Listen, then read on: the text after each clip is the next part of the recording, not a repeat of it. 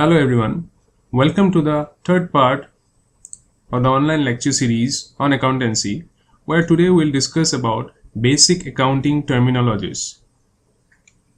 My name is Prasenjit Roy. I have qualified PhD, NET JRF and MCOM in accountancy and finance.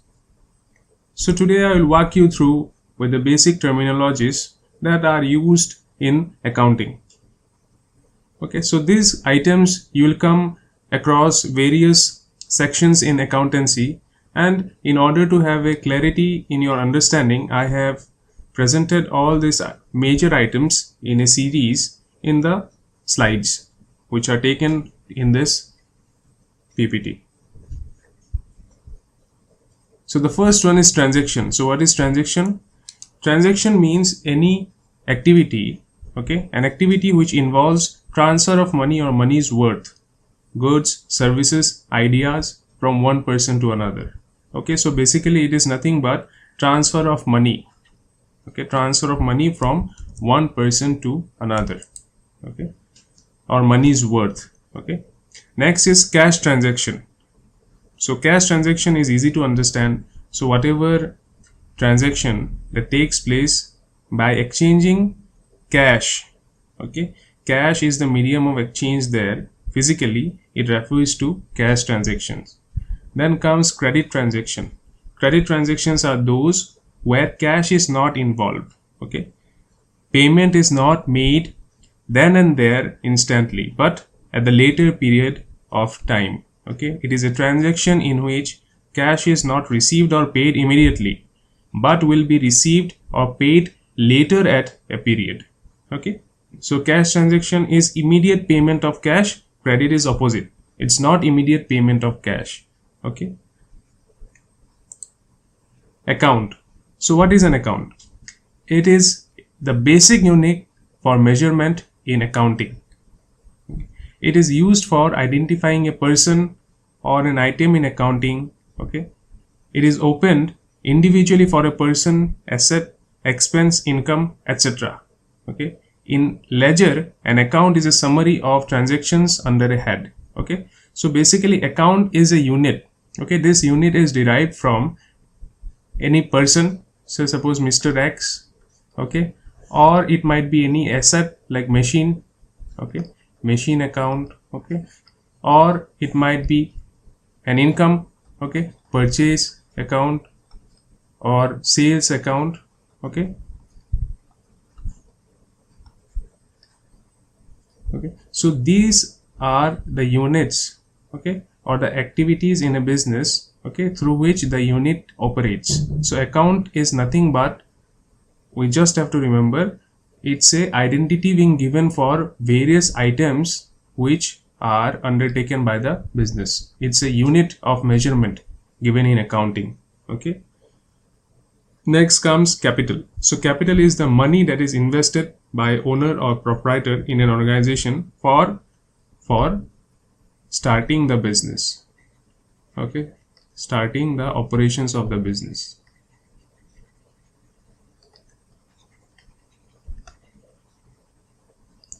So this is what capital refers to. Next is drawings. So drawings is the amount of cash or value of goods or asset which is withdrawn by the owner for his personal use from the business. Okay, so suppose Mr. A is the owner, okay, of, so suppose A and B enterprise. Okay, so he has taken money from A and B enterprise of rupees 50,000. Okay, so this will be regarded as drawings. Okay, drawings of Mr. A which is taken from A and B enterprise. Okay, next, voucher. So voucher is basically a written, okay, a written or printed document which supports, okay, the business transaction. Okay, see, business transaction doesn't happen orally, it has to happen through a documented form. Okay, just like receipts, money receipt, documented form. Okay, so when we say voucher, voucher refers to that memo, okay, cash memo or some other receipts, okay, Okay,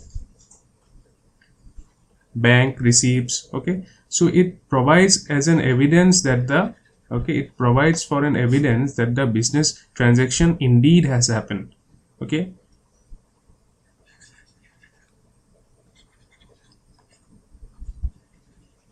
okay, it's an evidence for the transactions. Otherwise it might happen that orally some might mismanage or misrepresent the information saying that I have purchased the goods, but where is the proof of the purchase? That receipt, okay, that receipt will upheld the as a proof for the purchase or for the sales that has been made. Okay, now what is invoice? So invoice is a statement prepared by the seller of the goods to be sent to the buyer. Okay, so basically suppose when we purchase any item from a shop, okay, so we are handed over a cash receipt, right? So there it's written some particular products are taken with quantity, okay, with price, and then tallied to the total value, and then it's handed over to us, right? So this is what it is forwarded to us by the seller, okay, by the seller, right, to the buyer. So this is known as invoice. Okay, so invoice is a type of voucher, okay, but it has special significance. Why? Because it is only sent from the seller of the goods to the buyer. Okay, so in voucher it might happen that buyer might send the documented evidence and it covers entire business transaction. Okay, but in invoice it only covers those business transactions, okay, which where seller is selling the goods to a buyer, and then a statement is prepared by the seller to show the quantity, price, value of the goods, and if any discount is given, it is also shown in the total amount, and then net amount payable by the buyer is mentioned there. Okay, lastly goods. So goods, I hope goods is easily explanatory to everyone. Okay, goods refer to all those articles, things or commodities which a business deals, okay, with. Okay, furniture may be a good, okay, any product may be a good. Okay, next, purchases. So purchases refers to the goods with the intention of resale. Okay, goods with the intention of resale refers to purchases. Okay, so here companies, they purchase the goods in order to produce more goods for the finished, okay, for as finished goods for the market, right? Finished goods. So anyways, company here, company, we assume that company purchases the goods, okay, raw materials, goods for the resale, okay, for the resale by preparing or by manufacturing or molding them as finished goods and launching them in the market. And now coming to the next item, it's purchases return. So here, so suppose you have purchased 100 units or 1000 units from someone, okay, so suppose from A Limited you have purchased 1000 units, but you found out that 100 units were not suitable for your purpose. Okay, you purchased 100 units, but you found out that 100 units were damaged. Okay, were damaged. So what you'll do, you'll return this 100 units to A Limited. Okay, so this 100 units will be regarded as purchases return. Okay, purchases return. Okay, so while preparing the voucher by A Limited, this information will be considered and mentioned in the voucher that 100 units has been returned, so remaining 900 units are delivered to the party for consideration of payment. Okay, of payment. So this is where purchases return refers to. Okay, this is where purchases return refers to.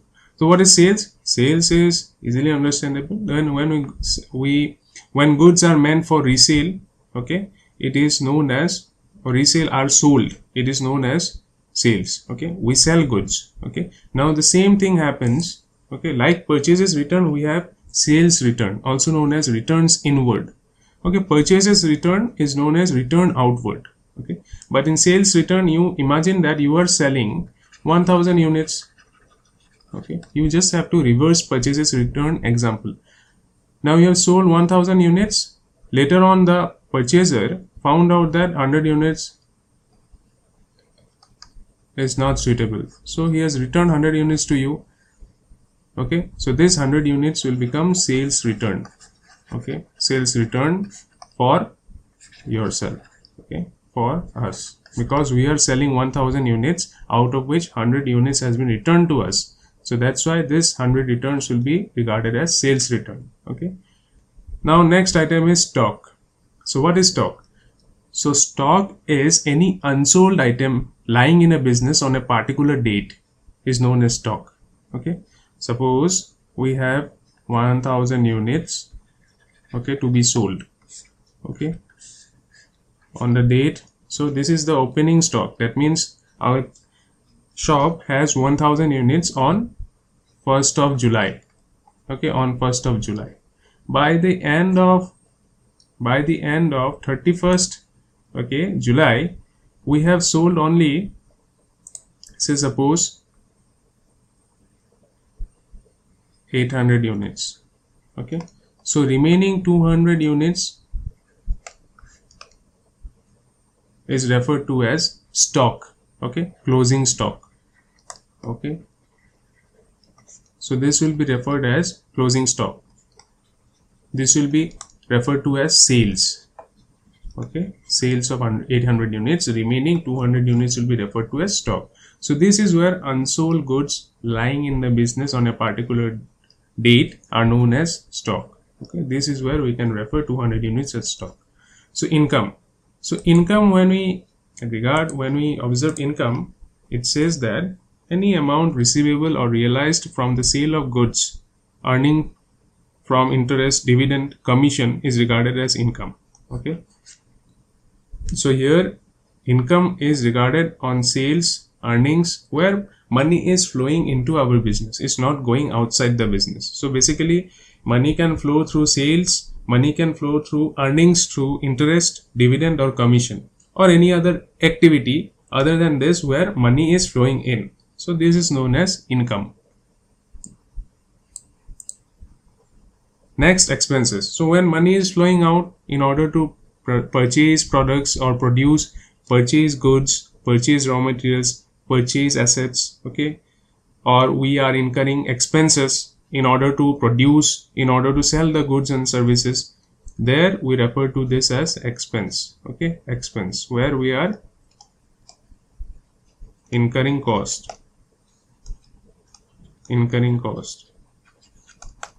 Okay, next, solvency.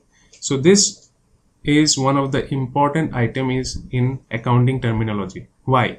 Solvency and liquidity, these two are the most important item which you will be coming across not only in accounting but also in financial management, also in other aspects of finance. Okay, so solvency is the capacity of a person or an enterprise to pay the debt. Okay, so suppose someone has taken loan. Okay, someone has taken loan and he needs to, or he has to return the money. Okay, suppose A has taken loan from B, okay, for a period of 1 year, okay, 1 lakh. Okay, now A should have the capacity to pay 1 lakh rupees plus interest, okay, plus interest to B after 1 year. Okay, this will determine his solvency position. If suppose he is not able to repay back within 1 year, then he will be regarded as insolvent. Okay, here basically A doesn't have capacity. If he doesn't repay the loan within this mentioned time, then he will be regarded as an insolvent person. Okay, basically incapability of a person or enterprise to pay off its debt. And if A is able to pay his money on time, okay, B's money on time alongside the interest, he will be regarded as a solvent person, okay, or a solvent enterprise, depending on the example. Next item is asset.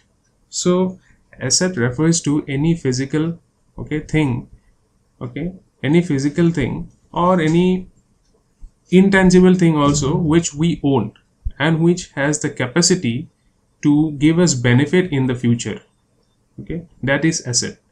it has a monetary value associated with it. Okay, so what are these assets? So suppose we have building, okay, we have land, we have plant, machinery, okay, cash in hand, cash at bank. So all these are asset, goodwill. Why? Because you see, these has the capacity to benefit or gives us money in the future. Okay, they have the capability, or you can say capacity, to give us benefit in the future. Okay, so any physical thing or right owned that has a monetary value is called asset. Now liability is opposite of asset. Okay, these are the obligations. Okay, these are the obligations. That means the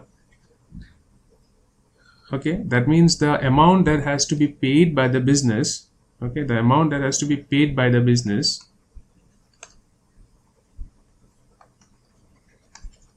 okay, in a particular period. Okay, so you might have a confusion, what is solvency again and what is liability again? See, solvency is the quality, or you can say is the state where we see the capacity of the person or enterprise, whether they are going to pay or whether they will be able to pay us the debt on time or not. Liability includes debt. Other than that, it also includes all the other financial obligation, such as salary, okay, such as rent, such as power, etc., etc. So all these things comprise of liability. Okay, so liability means financial obligation. It's a compulsory payment that has to be made by the business for its existence. Okay, then comes debtor. Okay, debtor is a person who receives a benefit without giving money or money's worth immediately, but liable to pay in the future or in due course of time. So let us take the same example, A and B. Okay, A has taken loan from B of rupees 1 lakh, okay, for 1 year, okay, at 10% interest. Remember, A has taken the loan, so here A is receiving a benefit, so he is regarded as what? As debtor. Okay, he will be regarded as debtor, and he will be repaying the money later, okay, after 1 year. Okay, so in this case B will be regarded as creditor. Okay, creditor. So this is the same thing. When you replace, this is the same concept you can replace with 1 lakh loan, but say suppose A is purchasing a product from B and the money is going to be paid after a certain period of time, maybe 1 month, okay, or 2 months, 3 months, okay, but the relationship, okay, but the very nature of relationship will remain the same, debtor creditor relationship. A is receiving the benefit at that moment of time without giving the money. That's why he will be regarded as debtor and B will be regarded as creditor. Okay, so here creditor, a person who gives a benefit without receiving money or money's worth immediately, but to claim in future. Same example, A and B. Okay, so B is giving the benefit, that's why B will be regarded as creditor. Okay, now depreciation.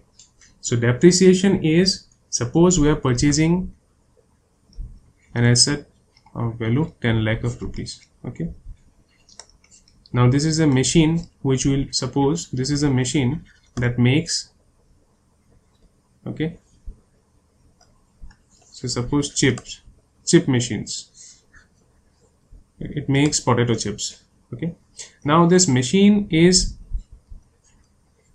or was purchased in 2010. Okay, so it has been now almost 10 years. So suppose 10 years has passed on. Now do you think that the value of the machine which was purchased at 10 lakhs will remain the same after 10 years? It is practically impossible. Why? Because there is a wear and tear involved. Okay, wear and tear involved. Wear and tear of the machine which is there, due to which the value of the machine decreases with time. Okay, but company needs to maintain a charge on that damage, on that wear and tear, so that they are able to replace the machine after its life, okay, after the life has expired. Okay, so here is the consideration, or you can say depreciation is that consideration of charge. Okay, depreciation is the charge, okay, which refers to the gradual reduction in the decrease in the value of fixed assets due to the uses and passage of time. Okay, so basically depreciation is a charge, okay, on fixed assets. Okay, so say suppose if we charge 10% depreciation here, 10 lakhs, okay, say on for 10 years, 10 lakhs, it will be somewhere around 1 lakh, right? So when we say 1 lakh, then this 1 lakh would be charged each year, so that at the end of the 10th year the machine can be replaced. Okay, the machine can be replaced with the charge. Okay, so depreciation is basically a charge that is assumed on a particular asset in order to be able to replace that machine or asset in the future. Okay, so now coming to the next item, that is bad debt. So what is bad debt? So suppose here we'll take the same example. A has taken loan from B for 1 lakh, right? Now A is unable to pay the money on time. Okay, on time. So for B, A will be turning into a bad debt. Okay, so it is a loss to the business that arises out of failure of a debtor to pay the dues. Okay, to pay the dues. So that means this 1 lakh rupees plus interest is not paid by the debtor on time, okay, due to which B is incurring a loss of not receiving the money. Hence, it will be regarded as bad debt. So this is where I would like to conclude today's video. And the key takeaways from this video is that these accounting terms are highly standardized and uniform across business enterprise. And these terms needs to be known before pursuing accounting education, because without that it will be difficult for an individual to understand the very nature of these items and the concept that are hidden behind them. So I expect you to understand all these concepts properly, all the basic terminologies properly, so that it will be helpful for you to grasp more from the future upcoming videos. Please send your feedback to the alttutor@gmail.com. Thank you for watching. Please like, share, subscribe, press the notification bell for more updates. Thank you.